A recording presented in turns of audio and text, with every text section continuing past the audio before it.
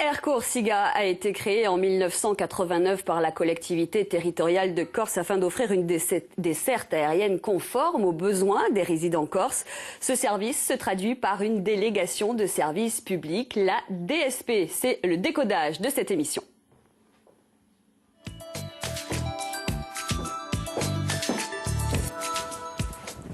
Caroline Ferrer, bonsoir. Merci d'être avec nous. Vous allez nous expliquer ce qu'est qu'une DSP et comment cela fonctionne. Tout d'abord, il faut savoir que la mission première d'Air Corsica, c'est une mission de service public. Alors, à quelles obligations la compagnie service public doit-elle se plier? Concrètement, Dominique, il s'agit d'assurer un service à la population locale afin d'assurer la continuité territoriale entre la Corse et le continent. Concrètement, il s'agit de surmonter ce handicap qu'est la mer et qui sépare l'île du reste du territoire en facilitant les transports et en réduisant leurs coûts. Il faut pour cela une délégation de service public, vous l'avez dit, que ce soit pour le maritime ou pour l'aérien. Il faut répondre à un appel d'offres géré par la collectivité territoriale de Corse via son office des transports. Depuis le mois de mars 2016 et pour une durée de 4 ans, ont donc été désignés par la convention de service public Air Corsica pour la desserte entre les 4 aéroports de l'île et Marseille et Nice, c'est ce qu'on appelle le port à bord, et le groupement Air Corsica Air France Hop pour la desserte entre Lille et Paris-Orly. Alors, quelles sont les obligations de la compagnie? Air Corsica a de grandes obligations en termes d'horaire, de fréquence de vol et naturellement de tarifs réduits. Alors, en termes d'horaire, il existe une obligation d'amplitude afin de permettre des allers-retours dans la journée et dans les deux sens. Cette amplitude doit être de 10 à 11 heures dans le sens Corse-Continent et de 7 à 8 heures dans le sens Continent Corse, des obligations qui ne valent pas toutefois pour les aéroports de Figari et de Calvi. En termes de fréquence de vol, maintenant, du lundi au vendredi, il faut qu'il y ait au minimum 6 vols entre Ajaccio et Bastia d'une part et Paris, Nice, Marseille d'autre part. Il faut qu'il y ait au minimum 2 vols entre Figari, Calvi et Nice et au minimum 4 vols entre Figari et Marseille. Concernant les dotations de l'Office des Transports, depuis 2009, elles sont de 72 millions d'euros par an et réparties de la façon suivante: 37 millions et demi d'euros pour le bord à bord, on l'a vu, Nice et Marseille assurés uniquement par Air Corsica, et 35 millions d'euros pour Paris avec un partage à moitié-moitié avec Air France. Alors, comment est calculé le prix de ce billet ? Le prix d'un tarif résident basique correspond globalement à un plein tarif. Ces prix ont été fixés par la collectivité territoriale et en théorie évoluent peu. Sauf que, Dominique, ils évoluent quand même parce qu'ils sont indexés sur des variables économiques comme le coût du kérosène ou le coût de la main-d'œuvre. Conséquence, la plus forte hausse, c'est pour le vol Paris, pour le résident Paris, qui a augmenté de 28% depuis 2010. Alors, quels sont les avantages et les inconvénients pour la compagnie? Alors, les avantages, c'est déjà une garantie d'activité pendant 4 ans. Et puis, il y a aussi le monopole, puisque concrètement, il est impossible pour une autre compagnie de se positionner sur le Ajaccio-Orly ou sur le Bastia-Orly. C'est pour ça que la compagnie EasyJet, notamment, s'est positionnée sur le Roissy. Mais il y a aussi des inconvénients, puisque en 2020, il faudra répondre à un nouvel appel d'offres. Et là, pour l'instant, Dominique, on n'en connaît pas encore les contours. Merci Caroline, en tout cas, pour ce décodage. Le mois dernier, Ajaccio accueillait le salon Connect. Ce grand rendez-vous professionnel a rassemblé quelques 500 acteurs du transport aérien venus de toute l'Europe. L'occasion pour Maya Gradiani et Tariq Kaldi de rencontrer les principales compagnies qui desservent la Corse. Quelles sont-elles? Y a-t-il des places pour tout le monde? Et en toute période, c'est le dossier d'Economia.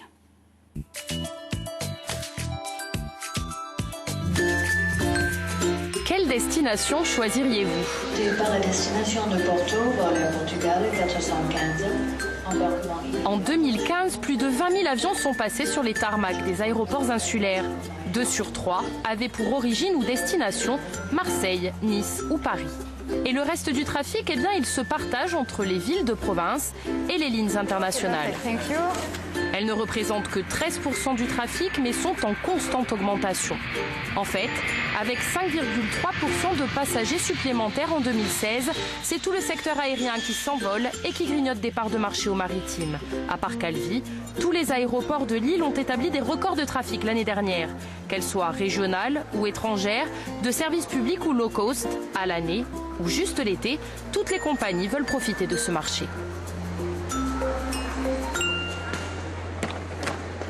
quelles seront les lignes de demain? Quelles compagnies vous accueilleront à bord de leurs avions? Tout ceci se négocie au moins un an à l'avance. Et en 2018, les programmes de vol seront en partie made in Corsica, puisqu'en février, Ajaccio a accueilli ici, au Palais des Congrès, l'un des plus grands salons aériens d'Europe, Connect. Connect, c'est la grand-messe annuelle des aéroports. Dans ce salon professionnel, une grande partie des contrats est initiée, consolidée ou finalisée. Maroc, Pologne, Russie et France, bien sûr, en tout 230 aéroports de toute l'Europe et du Maghreb sont représentés ici. En face, 65 compagnies aériennes, des très grandes avec des centaines d'avions et des toutes petites avec quelques avions seulement. Que recherchent-ils? Quels sont leurs arguments dans les négociations et la Corse dans tout ça? Allez, venez, on va jeter un œil à l'intérieur. Bonjour Thomas, ça va? Pendant 2 jours, dans la salle réservée au rendez-vous, les rencontres s'enchaînent entre compagnies et aéroports. 30 minutes, montre en main.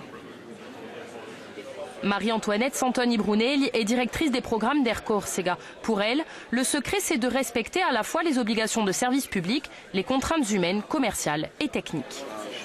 Premiers à s'asseoir autour de la table ce matin-là, les représentants de l'aéroport de Marseille, une escale ultra régulière d'Air Corsica. Il ne s'agit donc pas de parler ouverture de ligne, mais nombre de sièges et optimisation des services.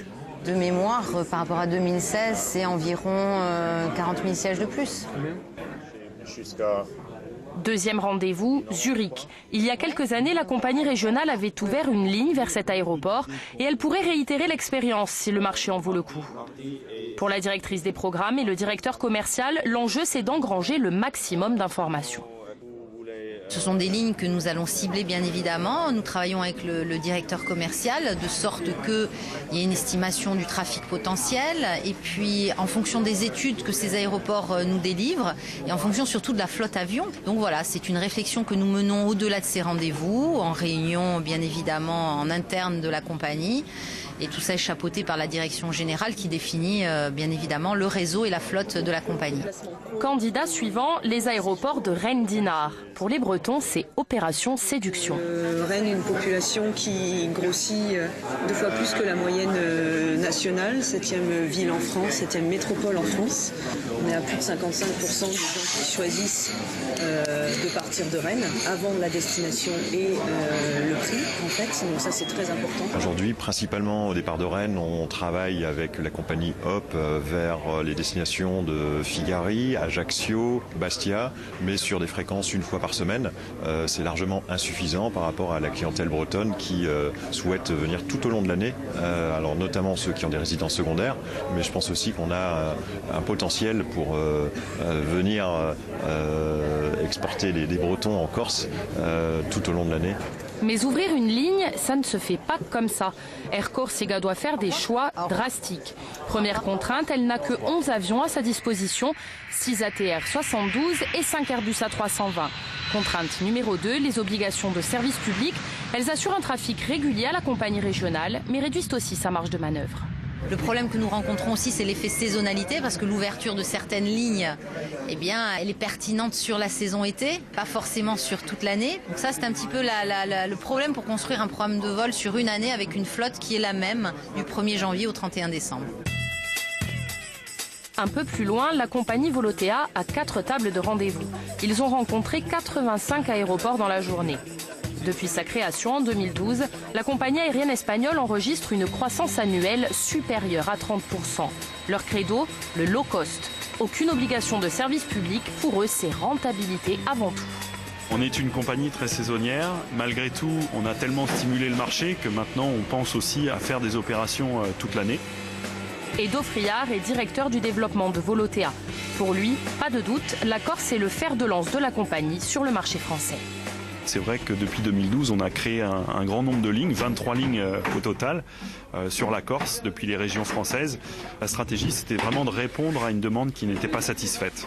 Le directeur du développement de Volotea ne se considère pas comme un concurrent d'Air Corsica. Pour lui, les 2 offres sont complémentaires car elles ne seraient pas destinées à la même clientèle. Selon ses projections, rien que sur la Corse, Volotea pourrait transporter 1,6 million de passagers en 2017, soit un demi-million de plus que l'année dernière. Mais qui sont les aficionados des avions rouges et blancs? C'est avant tout une clientèle loisir. C'est aussi une clientèle, ce qu'on appelle affinitaire, c'est-à-dire des gens qui vont voir leur famille et leurs amis.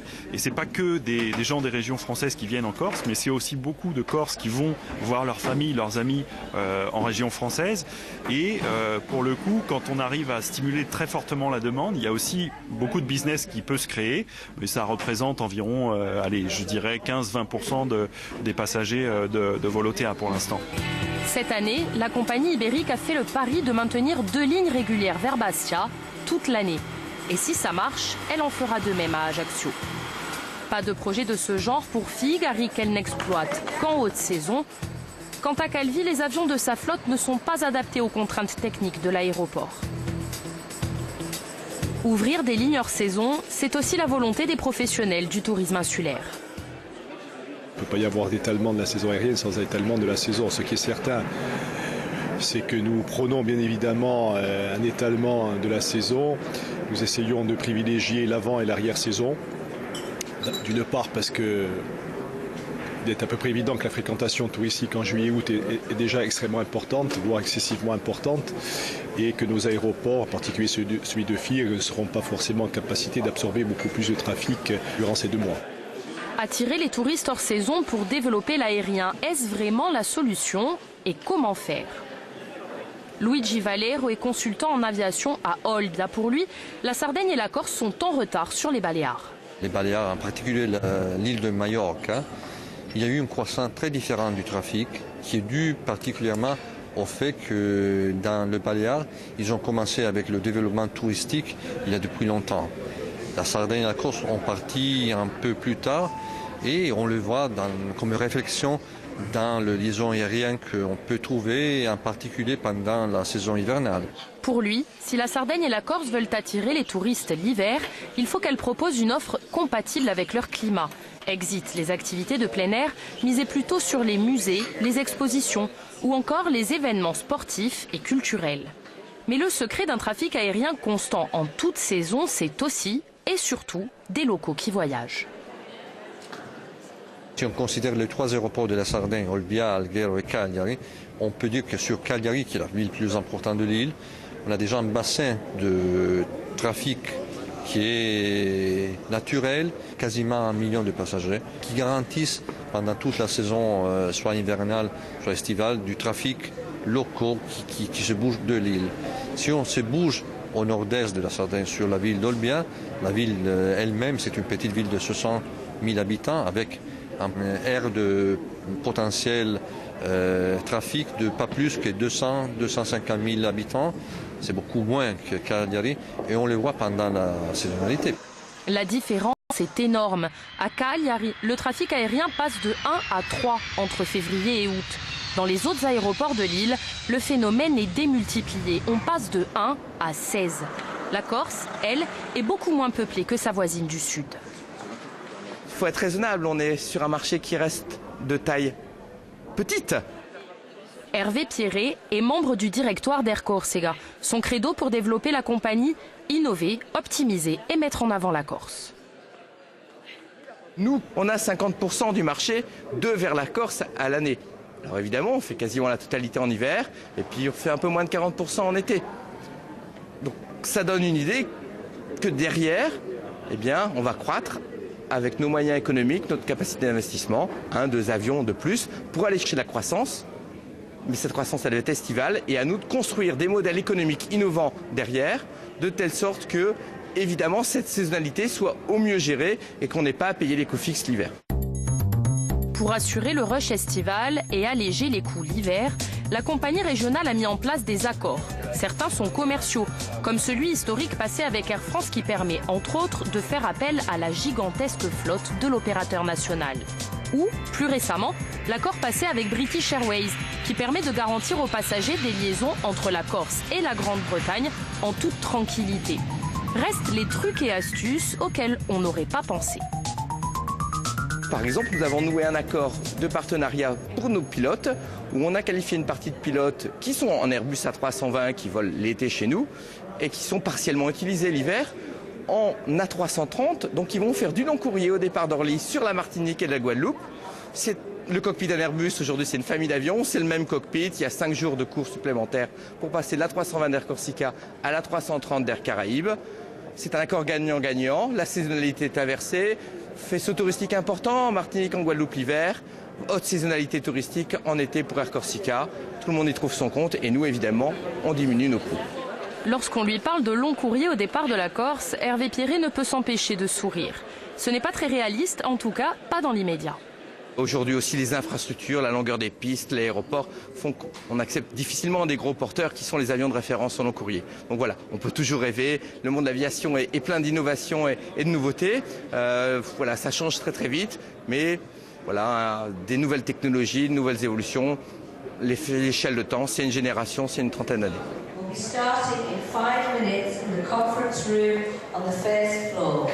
Depuis l'année dernière, Air France et Air Corsica ont décidé de connecter les 4 aéroports de l'île au plus grand hub d'Europe, Roissy-Charles de Gaulle. Un hub, c'est un gros aéroport spécialisé dans les correspondances entre court, moyen et long courrier.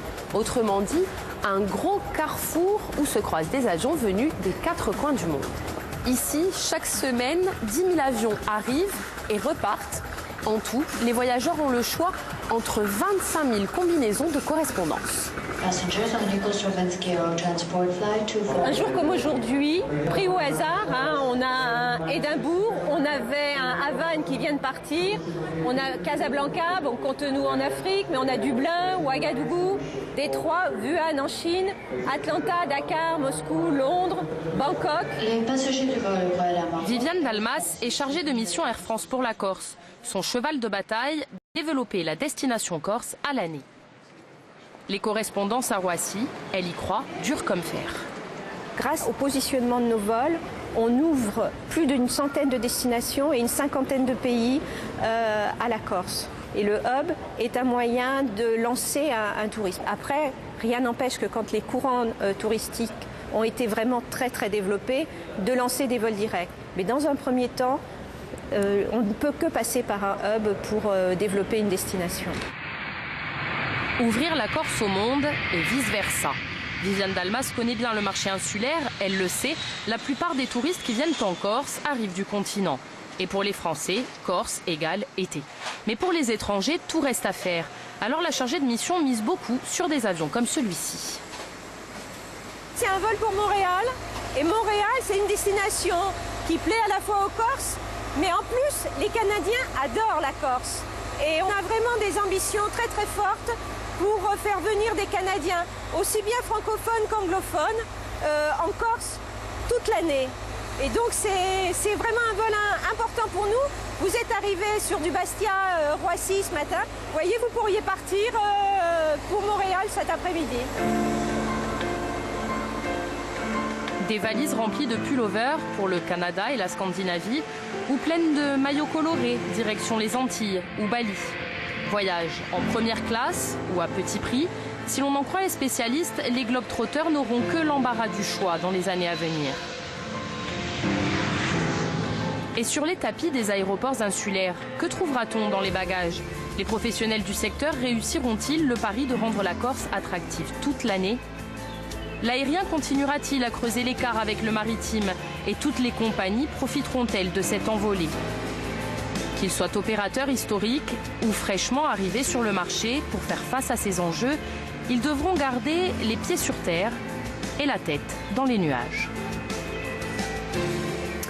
Le salon Connect, c'était donc le mois dernier à Ajaccio. Une fois lancé, l'événement incontournable pour le développement des liaisons aériennes en Europe et à travers le monde. Philippe Dandry, bonsoir. Bonjour. Merci d'être avec nous sur ce plateau. Vous êtes président du directoire d'Air Corsica. Alors un mot sur ce salon. Est-ce que ça a été l'occasion pour la compagnie Air Corsica de saisir des opportunités d'ouverture de lignes ? Des opportunités, oui, pour des ouvertures de lignes, c'est-à-dire que lors de ce salon, vous avez à peu près plus de 70 compagnies qui se sont présentées avec près de 200 aéroports, donc c'est un peu le marché qui se fait chaque année au niveau européen, et Air Corsica a trouvé effectivement des destinations qu'elle présentera au fur et à mesure de son évolution. Alors, vous étiez le transporteur officiel de ce forum. Alors, un mot sur Air Corsica, tout d'abord. Plantons le décor. C'est une compagnie de service public, elle est semi-privée. Son capital est de 15 millions d'euros. Il est essentiellement détenu par la collectivité territoriale de Corse, à hauteur de 66%. Avantage, vous avez le monopole donc sur les lignes de service public avec ce système ? Nous avons le monopole, nous avons l'exclusivité de certaines lignes. Il faut toujours rappeler un petit peu, remettre les choses en perspective. Nous avons au départ des 4 aéroports corses, 3 exclusivités sur 3 lignes. Paris-Orly, Marseille-Provence et Nice-Côte d'Azur. Le reste de la France, le reste de l'Europe et le reste du monde est ouvert. Voilà. Donc nous représentons, parce que c'est important de le savoir, pratiquement avec Air France, la totalité de la desserte d'hiver, puisque le marché ne répond pas. Et nous desservons à peu près pour la moitié de la production de la Corse sur la période été. Alors, je rappelle que du coup, vous êtes le premier transporteur aérien de Corse, avec plus d'1,7 million passagers transportés l'an passé. Pour autant, vous avez annoncé récemment devoir faire 15 millions d'économies sur 3 ans. Pour quelle raison ?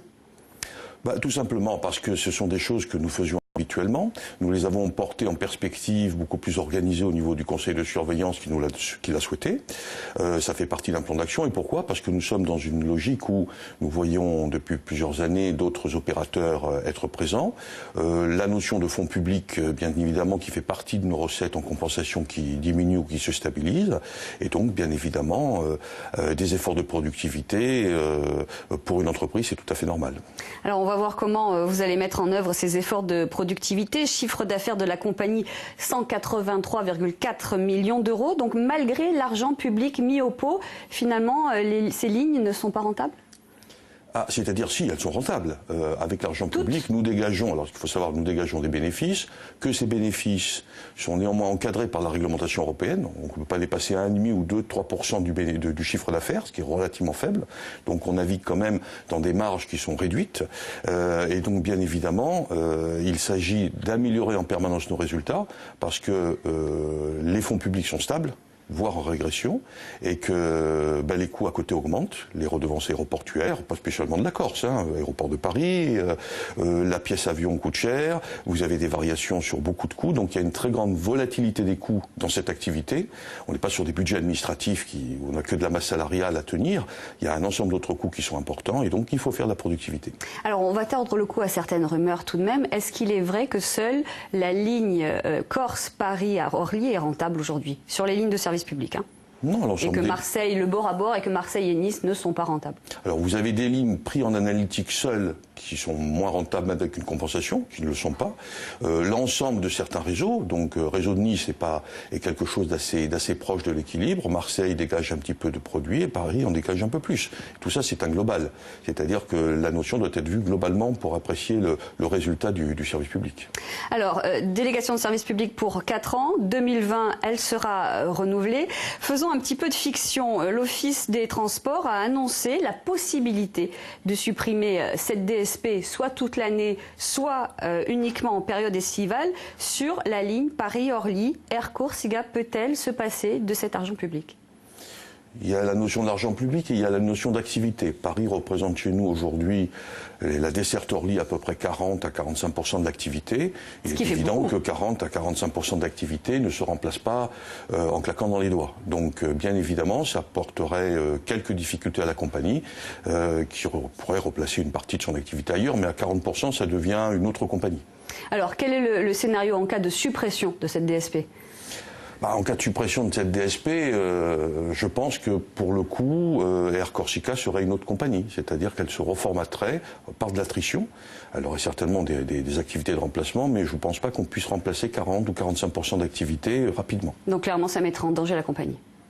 En danger la compagnie et une partie de ses activités, donc de ses personnels. La flotte d'Air Corsica, c'est 11 avions, 6 ATR 72 de 70 places et 5 Airbus A320 de 180 places. C'est une petite flotte, mais elle est sous-exploitée en hiver. En fait, votre plus forte contrainte, c'est la saisonnalité. Exactement, c'est-à-dire qu'une partie de ce qu'on va appeler les frais fixes, c'est-à-dire les coûts d'investissement, les avions et une partie des personnels, ne sont employés au maximum, voire des fois un peu plus que le maximum sur la partie été. Et sur l'hiver, il y a toujours une certaine faiblesse, mais qui est liée à la dimension économique de la Corse. Il faut se rappeler qu'Ajaccio et Bastia, ce sont des villes qui ont à peu près la taille de Carcassonne, même si c'est une île. Il y a un trafic important, mais ça reste quand même faible. Donc, on ne peut pas développer à ce jour beaucoup d'activités, parce que les coefficients de remplissage le démontrent. Il y a des remplissages relativement faibles. C'est-à-dire, vous me donnez un exemple de coefficient de remplissage? Vous avez certaines lignes qui vont vous faire du 40 ou du 45% de remplissage en plein hiver. Mais ça, c'est du service public pur. C'est-à-dire que sinon, il n'y a plus d'avion. Et pour un insulaire, il n'y a pas d'autre solution. Reste que vous avez quand même entamé une stratégie d'ouverture pour et commencer à chercher des lignes hors service public, vous le disiez, à destination d'aéroports secondaires comme Toulouse par exemple. Combien de lignes vous avez mis en place hors service public et quel type de clientèle ces lignes ciblent-elles? Alors sur les 4 à 5 dernières années, on a dû ouvrir 20 lignes. C'est assez peu connu, mais quand on les additionne, ça fait 20 lignes. Donc il y a eu du Lyon, on a repris du Lyon, du Toulouse, on a refait du Rhum sur certaines périodes, du Dole, du Liège, du Perpignan, du Saint-Étienne. Il y a eu beaucoup de choses qui sont faites, avec des lignes qui sont ouvertes, d'autres qui sont fermées. Cette stratégie, si vous voulez, vise à essayer d'avoir une meilleure activité de notre entreprise sur la période d'hiver et bien sûr d'être là sur la période d'été également, là où des recettes plus intéressantes se font pour que l'hiver existe. Alors, d'ailleurs, un chiffre qui illustre cette forte saisonnalité, 83% des flux locaux sont assurés entre mai et septembre. En clair, le reste du temps, les compagnies vont voir ailleurs car la Corse n'est pas rentable. Comment vous faites, vous, pour vous maintenir coûte que coûte ?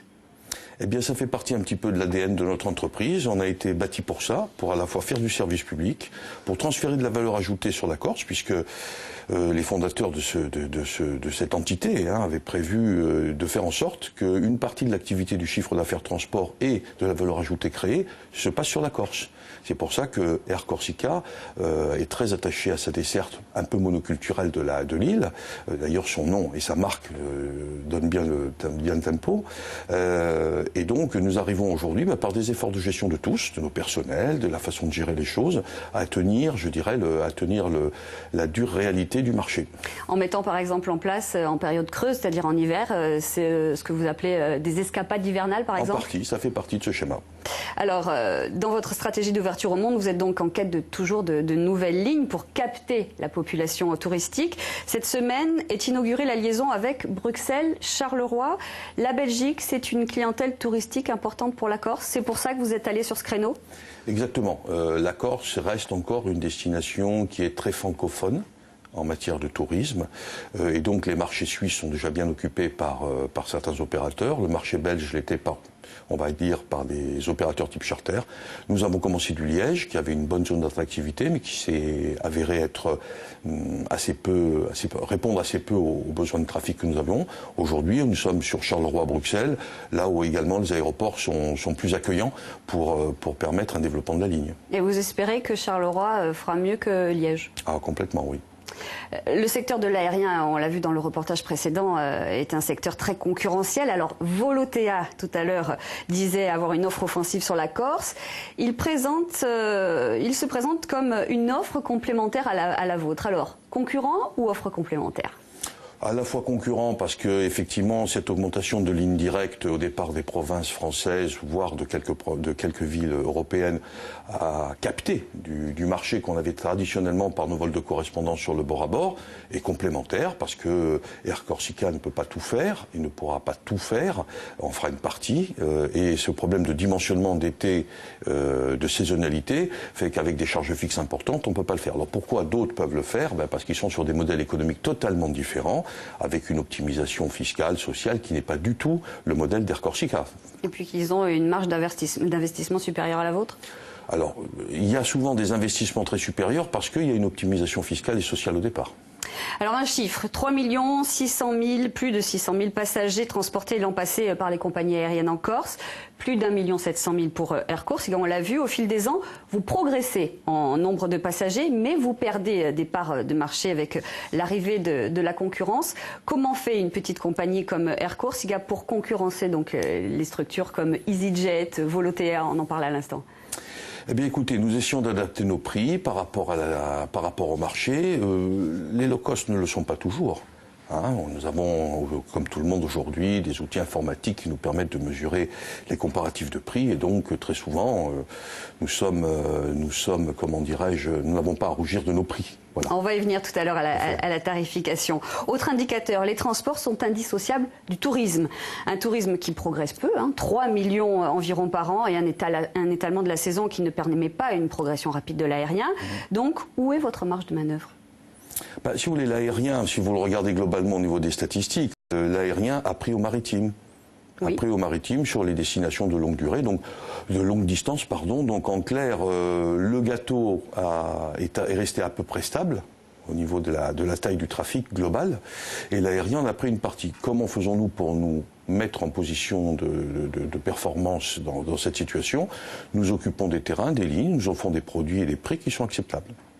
Alors, au moment de la tenue du salon Connect le mois dernier, une communication de la ville d'Ajaccio disait ceci: développer les lignes aériennes, c'est favoriser le tourisme. C'est un peu comme l'histoire de la poule et de l'œuf. Est-ce que l'aérien doit se développer pour accroître la population touristique, ou bien les transports dépendent-ils de la stratégie touristique d'une région ? Il y a un petit peu des deux, à savoir qu'on peut toujours considérer que le transport c'est un petit peu lourd, c'est de la logistique, c'est un peu kafkaïen, ça met du temps à répondre, etc. Mais ça suit. Généralement, ça suit.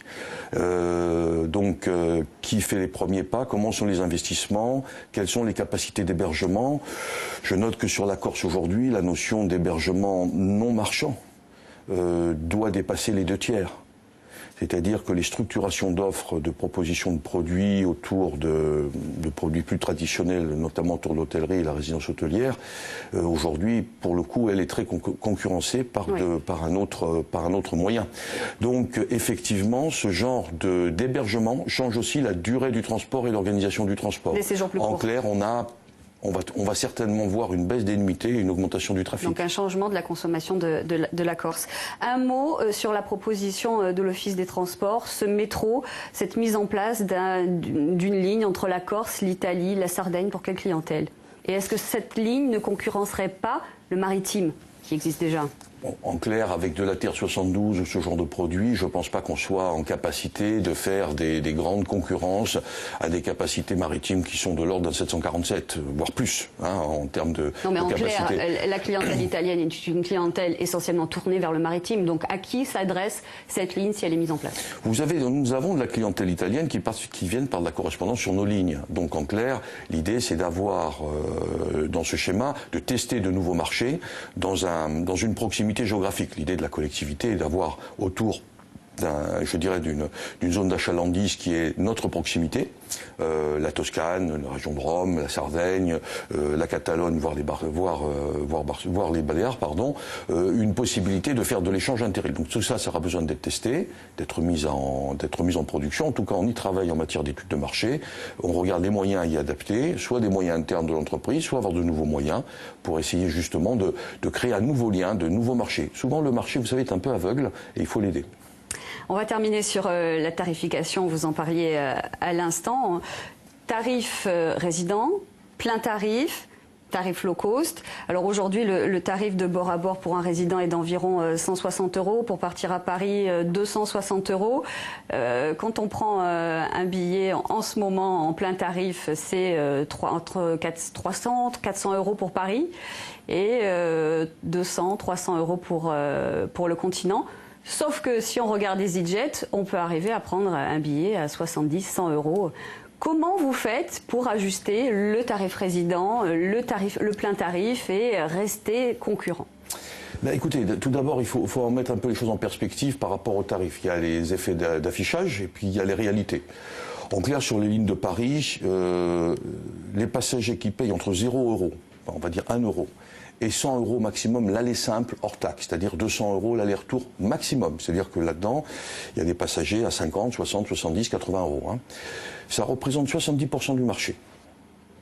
Les pleins tarifs, ça représente, selon les périodes, mais sur une moyenne annuelle, quelque chose qui tourne aux alentours de 5% du marché. Donc, il y a une communication souvent qui est faite en disant que la Corse est très chère avec des billets à 500 €, c'est 5% du marché, pas plus. Le reste... Donc, plein tarif, ils ont la possibilité de trouver un aller à 75 € par exemple. Ah oui, oui. Alors des fois ça ne correspond pas au jour parce que certaines clientèles veulent à tout prix se déplacer le vendredi soir. Comme les low cost, il faut bien se sûr. plier au Et jour. donc vous allez retomber avec le mode low cost à des tarifs où pour le coup, souvent, on l'a vu sur certaines destinations, ils sont bien supérieurs à nous. Alors c'est pas une fin en soi, mais nous avons besoin nous aussi d'avoir un équilibre économique par rapport à nos lignes. Les fonds publics étant limités, ils sont limités et contrairement à ce qu'on peut croire, nous ne sommes pas compensés quoi qu'il arrive. Nous avons des obligations en face et nous avons des plafonds. C'est-à-dire que si dans certaines délégations d'autres modes de transport dans le passé, on couvrait l'absence de recettes, chez nous ce n'est pas le cas. En tout cas, merci Philippe Dandrieux d'être venu sur ce plateau ce soir. C'est le fleuron de